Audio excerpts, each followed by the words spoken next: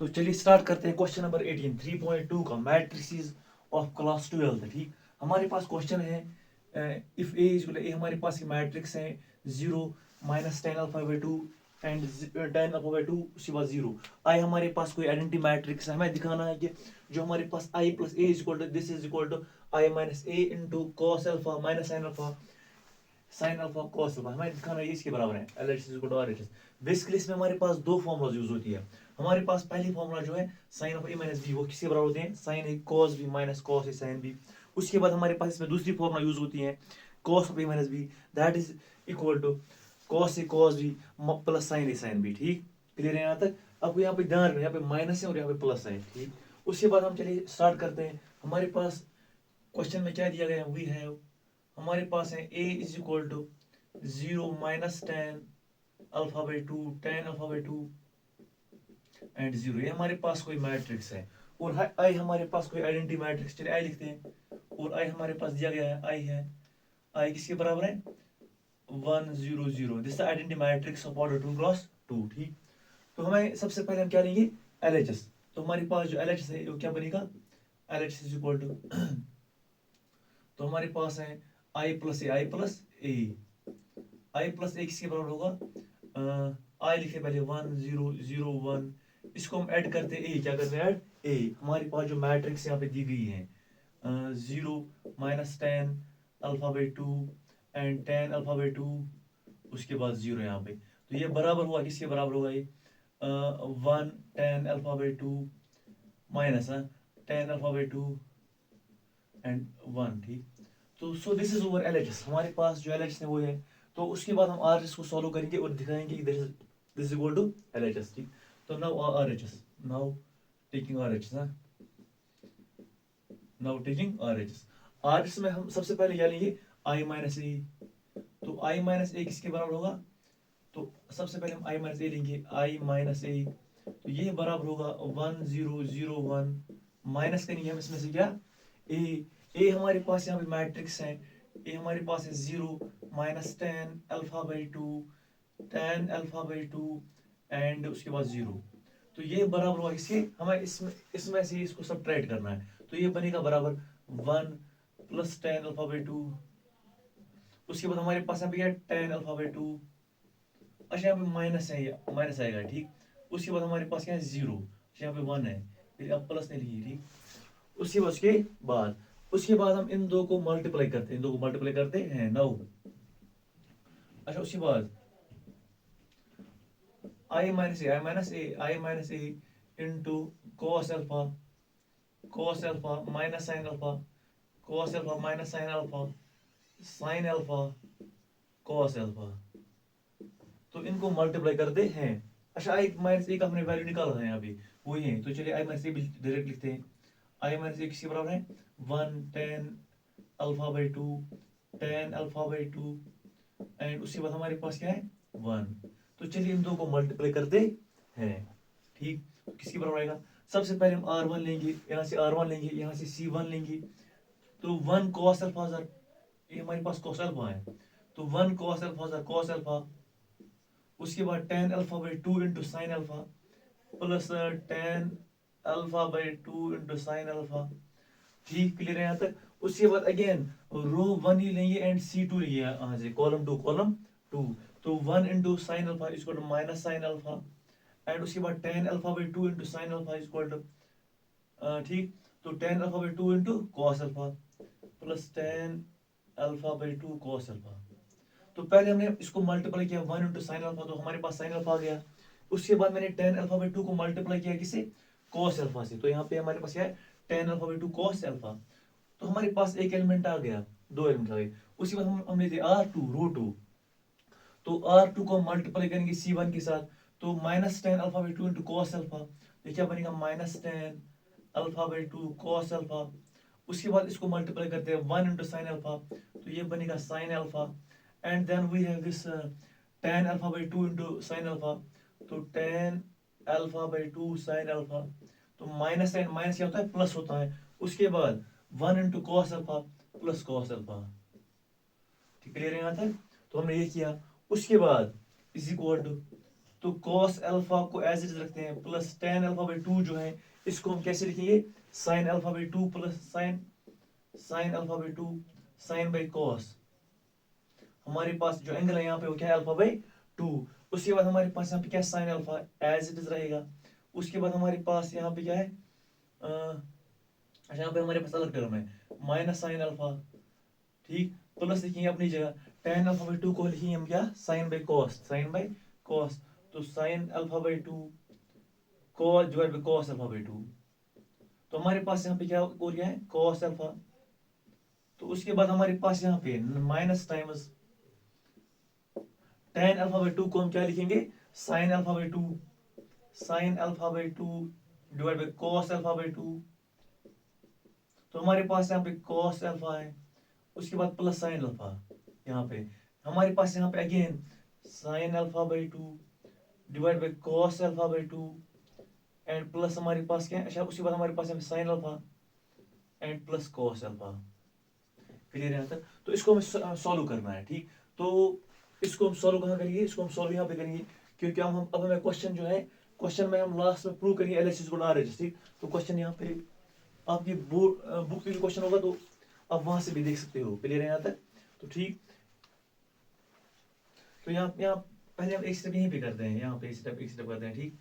तो हमारे पास क्या बनेगा, इज इक्वल टू, अच्छा यहाँ पे डिवाइड में कुछ नहीं है तो डिवाइड में 1 बचेगा, डिवाइड में 1 है, यहाँ पे डिवाइड में 1 है, डिवाइड में 1 है। तो चलिए क्रॉस मल्टीप्लिकेशन करते हैं, cos alpha by 2 1000 cos alpha by 2, ये बनेगा cos ऑफ अल्फा बाई 2, ठीक।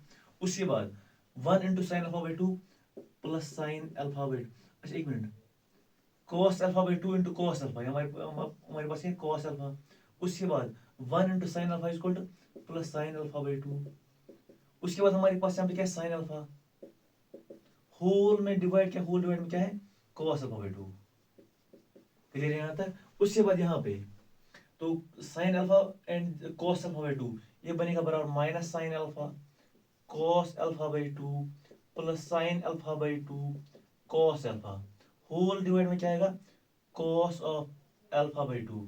उसके बाद हमारे पास थर्ड एलिमेंट, ये वाला एलिमेंट, ठीक। तो sine alpha minus sine alpha by 2 को as it is cos alpha plus हमारे पास आएगा sine alpha cos of alpha by 2 whole में क्या आएगा, होल में आएगा हर जगह cos अल्फा बाई 2। उसके बाद लास्ट वाला एलिमेंट, तो ये साइन अल्फा बाई 2, ये हमारे पास है sine alpha by 2 sine alpha plus cos alpha by 2 whole divide में क्या आएगा, cos ऑफ अल्फा बाई 2। ये हमारे पास बेसिकली मैट्रिक्स है। तो चलिए इसको यहाँ पे इरेज करते हैं, यहाँ पे तो हम यहीं पे लिखते हैं, थोड़ा सा बोर्ड में जगह नहीं है इसीलिए क्वेश्चन भी थोड़ा बड़ा है इसलिए। तो हमारे पास यहाँ पे फॉर्मूला बन गई cos ए, अच्छा अल्फा बाई 2 को हम ट्रीट करते हैं एज, या अल्फा को ट्रीट करेंगे एज ए, अल्फा बाई 2 को ट्रीट करेंगे एज बी। क्लियर है यहाँ तक? ये बनेगा cos A cos B plus sine A sine B. तो वो किसके बराबर होता है, वो बराबर होता है which is equal to cos A cos B plus sine A sine B, वो बराबर होता है यहाँ पे cos of A minus B, cos of A minus B, cos of alpha minus alpha by 2। वैसे अच्छा होल डिवाइड में क्या है, cos alpha by 2, whole divide में क्या है, cos ऑफ अल्फा बाई 2। उसके बाद हमारे पास दूसरा एलिमेंट, यहाँ पे हमारे पास माइनस को कॉमन, क्या निकालेंगे, माइनस को कॉमन, फिर हमारे पास यहाँ पे फॉर्मूला बनेगी sign A cos B plus cos A sine B, हमारे पास फॉर्मूला बनेगी। तो पहले माइनस को कॉमन निकालते हैं, उसके बाद हमारे पास यहाँ पे फॉर्मूला बनती है sine of A minus B. तो चलिए लिखते हैं साइन ऑफ ए की जगह हमारे पास अल्फा है, बी की जगह हमारे पास है अल्फा बाई 2 साइन ए, अच्छा उसके बाद cos of alpha by 2, cos alpha by 2। हमारे पास ये कांस्टेंट है cos अल्फा बाई 2 जो है हर जगह डिनोमिनेटर में यहाँ पे। उसके बाद हमारे पास थर्ड एलिमेंट क्या आएगा, थर्ड एलिमेंट हमारे पास क्या है, थर्ड एलिमेंट हमारे पास है sine A cos B, sine A cos B plus minus cos A sine B. यहाँ पे हमें माइनस को कॉमन ही निकालना है, क्योंकि हमारे पास यहाँ पे क्या है, ऑलरेडी यहाँ पे हमारे पास साइन अल्फा बाई 2 है, ठीक। क्योंकि आपको दिख रहा है यहाँ पे साइन अल्फा है, यहाँ पे साइन अल्फा बाई 2 है, इसलिए हमने यहाँ पे माइनस कॉमन निकाला, यहाँ पे माइनस कॉमन ही निकालेंगे। तो यहाँ पे क्या बचेगा, sine of alpha minus alpha by 2 whole divide by cos of alpha by 2। Clear यहाँ तक? उसके बाद हमारे पास क्या है, ये लास्ट वाला टर्म, यहाँ पे भी क्या बनेगा, यहाँ पे बनेगा cos of alpha minus alpha by 2 whole divide by cos alpha by 2, ठीक, हमारे पास ये बन गया। तो उसके बाद चलिए हम यहाँ पे इरेज करते हैं इसको, इरेज करते हैं इसको यहाँ पे, तो यहाँ पे लिखेंगे हम, ठीक। तो उसके बाद हमारे पास जो है, अच्छा ये बनेगा cos of alpha minus alpha by 2। अच्छा अल्फा माइनस अल्फा बाई 2 किसी बराबर होता है, इसको डिवाइड वन करिए, 2 alpha 2 alpha, 2 alpha, alpha 1 minus alpha divide by 2। तो 2 अल्फा में से अल्फा जाएगा तो अल्फा बचेगा डिवाइड बाई 2, अल्फा बाई 2 बनेगा यहाँ पे। तो ये क्या बचेगा यहाँ पे, is equal to cos of alpha by 2 divided by cos of alpha by 2। उसके बाद हमारे पास दूसरा एलिमेंट यहाँ पे माइनस साइन अल्फा बाई 2 ऐसे बनेगा, divide by cos alpha by 2। उसके बाद हमारे पास यहाँ पे थर्ड एलिमेंट ये भी बनेगा sine alpha by 2 divide by cos alpha by 2। उसके बाद लास्ट वाला element cos alpha by 2 divide by sine alpha by 2, ठीक। तो ये क्या बनेगा लास्ट में, इज इक्वल टू, तो ये हमारे पास यहाँ पे कट जाएगा cos alpha by 2 cos alpha by 2, यहाँ पे भी कट जाएगा cos अल्फा बाई 2 cos, अच्छा यहाँ पे नहीं कटेगा, ठीक, एक मिनट। अच्छा यहाँ पे हमारे पास एग्जैक्टली यहाँ पे cos है, cos अल्फा बाई 2, तो हमारे पास ये भी कटेगा, ठीक है, भी कटेगा। तो आंसर क्या आएगा, आंसर यहाँ पे बचेगा 1। साइन बाई cos किससे बराबर होता है, tan के बराबर होता है, तो हम लिखेंगे tan minus tan alpha by 2। उसके बाद हमारे पास क्या है, साइन बाई cos को tan alpha by 2।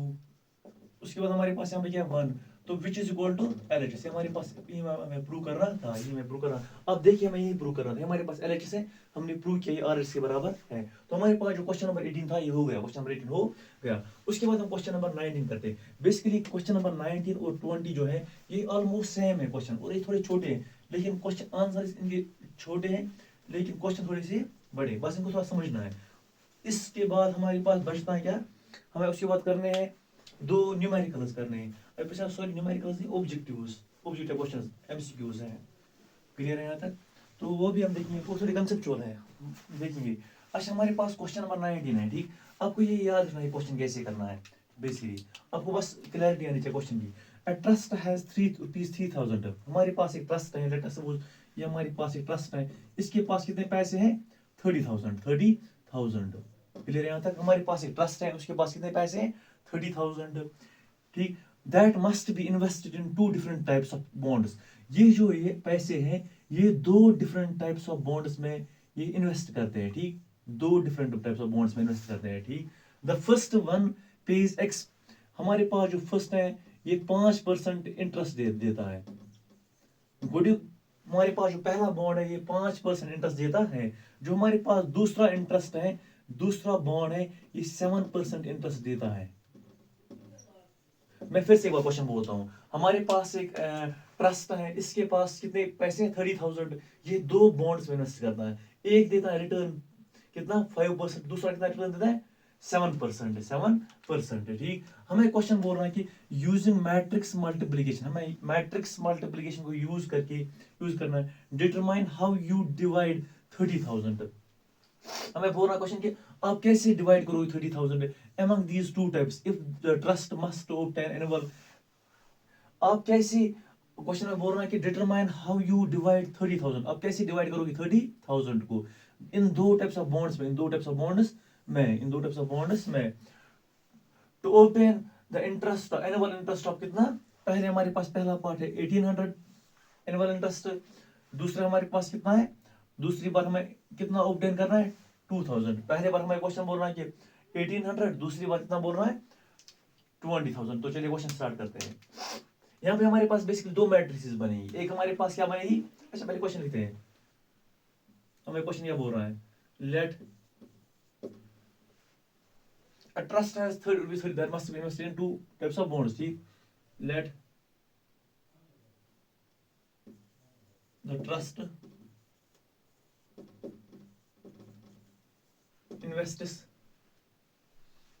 x rupees in bond 1, trust जो है वो x रुपीज इन्वेस्ट करता है बॉन्ड 1 में, ठीक। तो दूसरे में कितना बचेगा, यहाँ पे कितना बचेगा, हमारे पास टोटल 30,000 रुपए है, एक्स हम एक कंपनी में मतलब एक बॉन्ड में इन्वेस्ट करते हैं, ठीक। देन द इन्वेस्ट आयन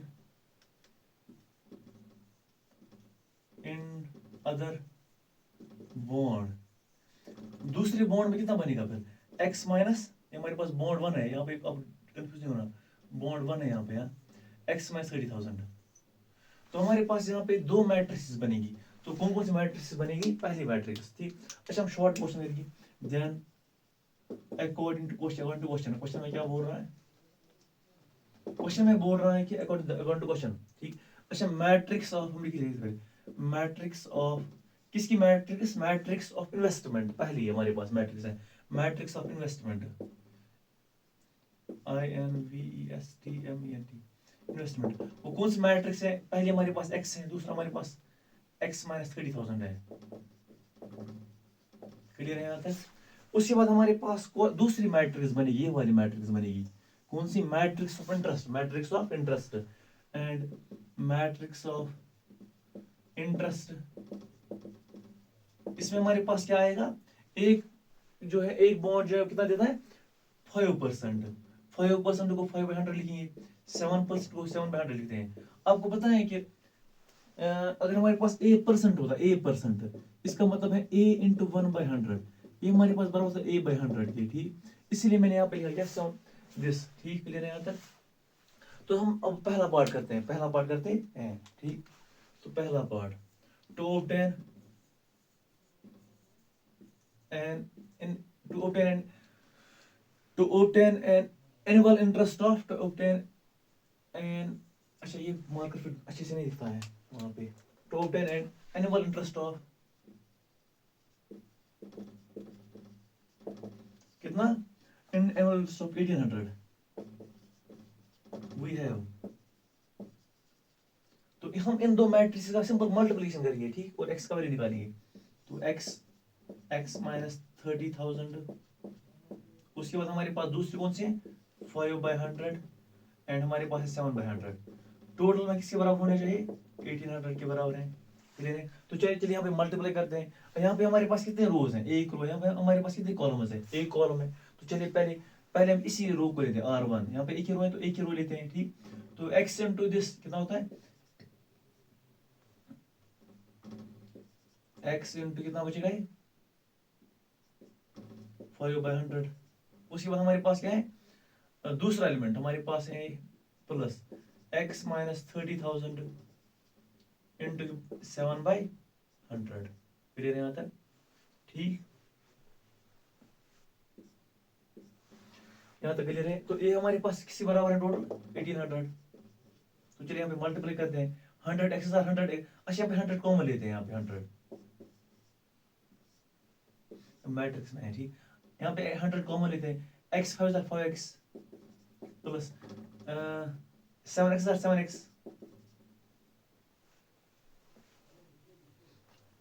अच्छा एक मिनट, सॉरी, हमने एक बॉन्ड में कितना इन्वेस्ट किया था? x, दूसरे में कितना हो जाएगा? 30,000 माइनस x, 30,000 माइनस, सॉरी 30,000, 30,000 में से x जाएगा, 30,000 में से x जाएगा, ठीक। तो यहाँ पे भी हमारे पास ऐसे आएगा, 30,000 में से x जाएगा, ठीक। तो यहाँ पे ऐसे हमारे पास 30,000 माइनस x। क्लियर है यहाँ तक? तो यहाँ पे मल्टीप्लाई करते हैं, 7 3 21 और कितने जीरोस हैं? 1 2 3 4, 1 2 3 4। क्लियर है यहाँ तक? माइनस उसके बाद हमारे पास क्या है? 7x 7x, 4 में क्या 100 divide is equal to 1800। Clear है यहाँ तक? उसके बाद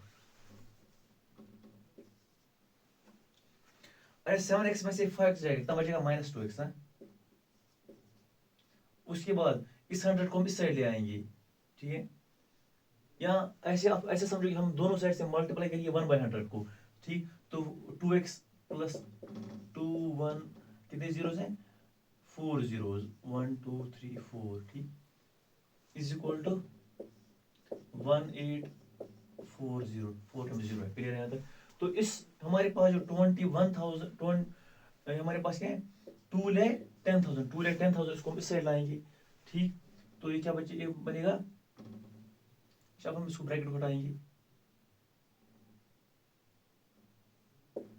बेसिकली हम ब्रैकेट को नहीं हटाते हैं, हम यहाँ पे मैट्रिक्स एक और माइनस सब्ट्रैक्ट करते हैं, ठीक। तो यहाँ पे हम करेंगे इज इक्वल टू, क्योंकि हमारे पास यहाँ पे एक ही एलिमेंट है, ठीक, यहाँ पे एक ही एलिमेंट है। उसके बाद minus 2x is equal to 1,80,000 है, माइनस 2,10,000। क्लियर है यहाँ तक? तो माइनस 2x जो है किसके बराबर बनेगा, तो इसमें से 2,10,000 में से 1,80,000 जाएगा, कितना बचेगा 30,000।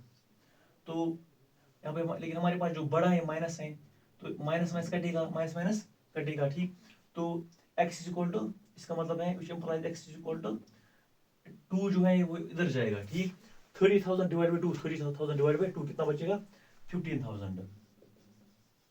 इसका मतलब है जो ट्रस्ट जो है वो कितना इन्वेस्ट करता है बॉन्ड 1 में 15,000।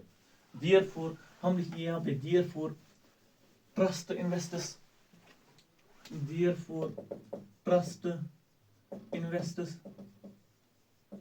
30,000 in bond 1 and 30,000 minus x is equal to 30,000 minus 15,000। अच्छा ये हमारे पास क्या ऐड इतना ये करता है किसमें बॉन्ड 2 में, एंड इतना इन बॉन्ड 2। अच्छा हमने लिखिए अच्छे से लिखिए, and investment in bond 2 is equal to 30,000 minus 15,000 है, मतलब माइनस एक्स वो किसके बराबर होता है 15,000। ट्रस्ट जो है वो पहले बॉन्ड में कितना इन्वेस्ट करता है 15,000, दूसरे में कितना करता है इन्वेस्ट 15,000। अच्छा दूसरा पार्ट कैसे करो, दूसरा पार्ट जो मैं बोल रहा है कि ट्रस्ट को ₹2,000 एनुअल इंटरेस्ट ऑब्टेन करने के लिए बॉन्ड 1 में कितना इन्वेस्ट करना है एंड बॉन्ड 2 में कितना इन्वेस्ट करना है। शॉर्ट में आप एक काम करोगे, आप यहाँ पे अच्छा मैं अपने अच्छा आई होप कि आपने यहाँ पे ऐसे लिख लिया हुआ, ठीक। तो हम यहीं पे करते हैं यहाँ क्वेश्चन एक, तो यहाँ पे हमें क्या लिखना है, जहाँ पे 18,000 है यहाँ पे हमें लिखना है, ये हमारे पास पार्ट नंबर सेकंड है, पार्ट नंबर 1 हो गया, ठीक। अब हम पार्ट नंबर सेकंड करते हैं, तो पार्ट नंबर सेकंड भी हमें पार्ट नंबर 1 की तरह करना है। तो पार्ट नंबर सेकंड में हमारे पास यहाँ पे 2,000 है, तो 2,000 लिखते हैं। यहाँ पे भी हमारे पास 2,000 है, तो 2,000 लिखते हैं। यहाँ पे हमारे पास 2,000 है, यहाँ पे हमारे पास 2,000 है, यहाँ पे हमारे पास क्या है, क्या आएगा 2 लाख आएगा यहाँ पे,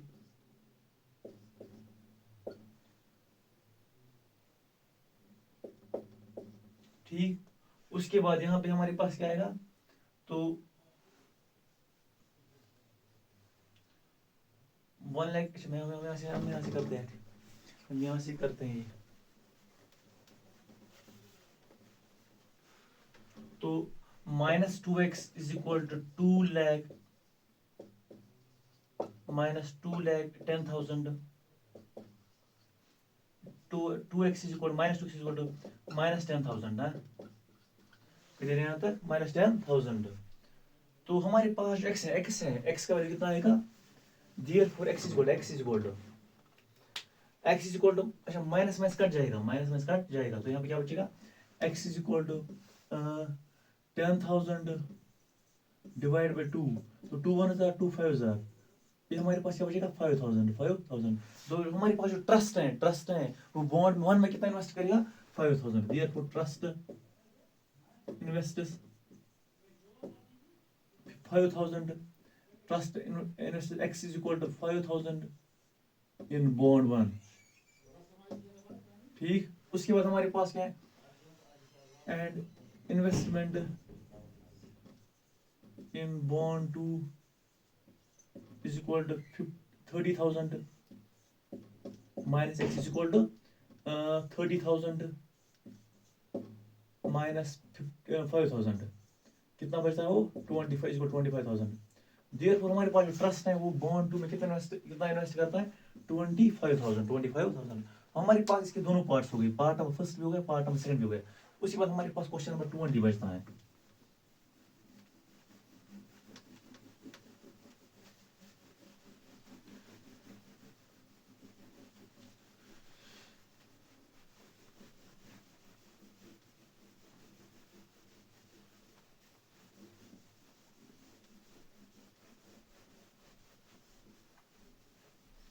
क्वेश्चन नंबर 2 हमारे पास है द बुक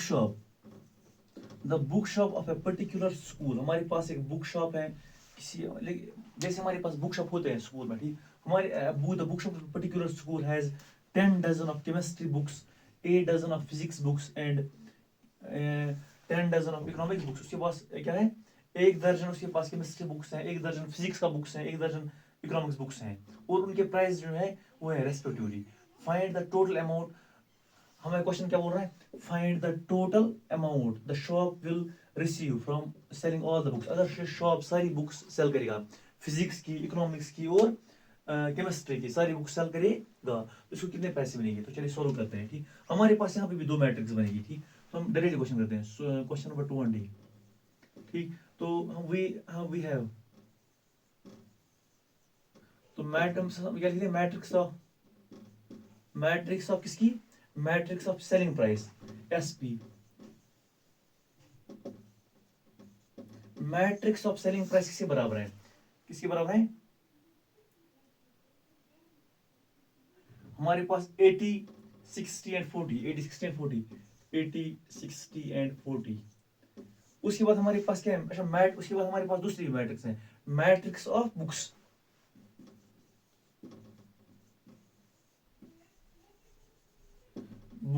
अच्छा डजन में, इसलिए हम 12 लिखेंगे पहले, 12 लिखेंगे पहले। उसके बाद हमारे पास है 10, 8, 10, 10, 8, 10।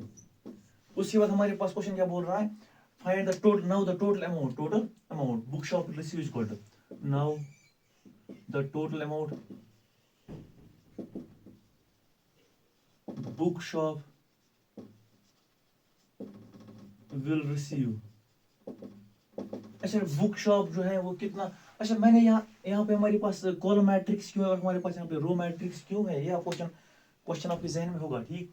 तो हमारे पास इसका सिंपल रीजन है कि हमारे पास ये जो है, ये हमारे पास क्या है, ये हमारे पास अलग अलग बुक्स के हैं, ये हमारे पास अलग अलग बुक्स के हैं, ठीक। ये हमारे पास अलग अलग बुक्स के हैं। तो उसके बाद हमारे पास ये क्या है, ये हमारे पास अलग अलग बुक्स के प्राइस हैं, ठीक है। हमारे पास अलग अलग बुक्स के प्राइस हैं, और हमारे पास ये जो है, ये हमारे पास टोटल नंबर ऑफ बुक्स हैं। तो ये हमारे पास क्वेश्चन करते हैं is equal to 12 into 10, 8, 10, 80, 60 and 10। तो इसको सॉल्व करते हैं, किससे बराबर है, 12 times are 120, 80 and this is, तो इसको मल्टीप्लाई करेंगे 80, 60, 10। आप इसको सॉल्व कीजिएगा, वही आपका आंसर होगा, ठीक। तो ये हमारे पास यहाँ 120 into 80 plus 80 into 60 plus 120 into 10 है, क्लियर है यहाँ तक। तो आप इसको सॉल्व कर कीजिए, वही आपका आंसर हो जाएगा, ठीक। उसके बाद हमारे पास 2 MCQs बचते इसमें, ऑब्जेक्टिव टाइप क्वेश्चन है, उसको हम नेक्स्ट शॉर्ट वीडियो में कंप्लीट करेंगे, ठीक है। Thank you.